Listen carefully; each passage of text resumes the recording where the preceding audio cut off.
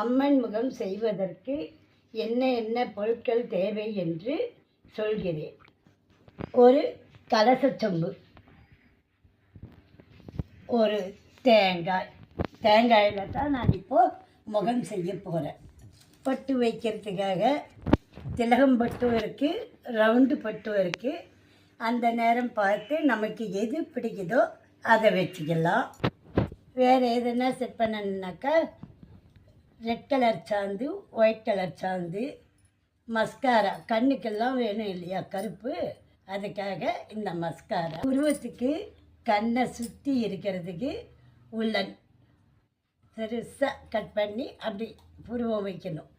அந்த மாதிரி நெக்லஸ்ஸு போட போகிறேன்.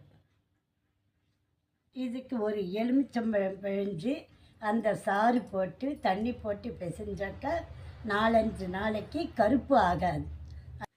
அந்த மஞ்சத்தூளுக்கு ஒரு எலுமிச்சம்பழம் பிழிஞ்சு தண்ணி கொஞ்சம் கொஞ்சமாக விட்டு இந்த பதத்துக்கு அழகாக பிசைஞ்சு வச்சுருக்கேன்.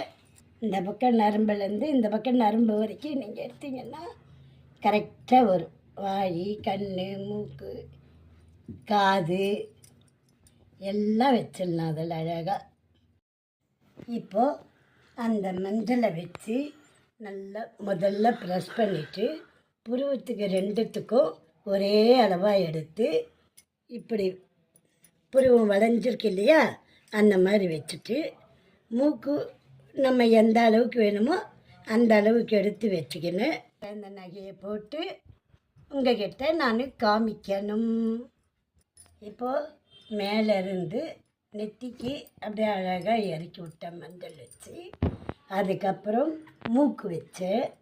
அதுக்கு புருவம் 2 பக்கம் ஒரே மாதிரி புருவம் வச்சுருக்கேன்.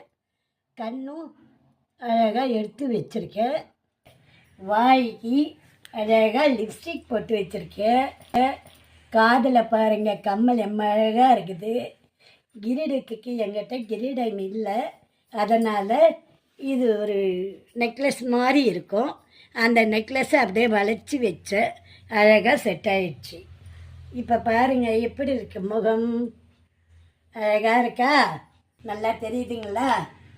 நான் அந்த கலசச்சொம்பு காமிச்சேன் இல்லையா, அதில் வச்சு அந்த கலசச்சொம்புக்கு அலங்காரம் பண்ணி வச்சுருக்கேன்.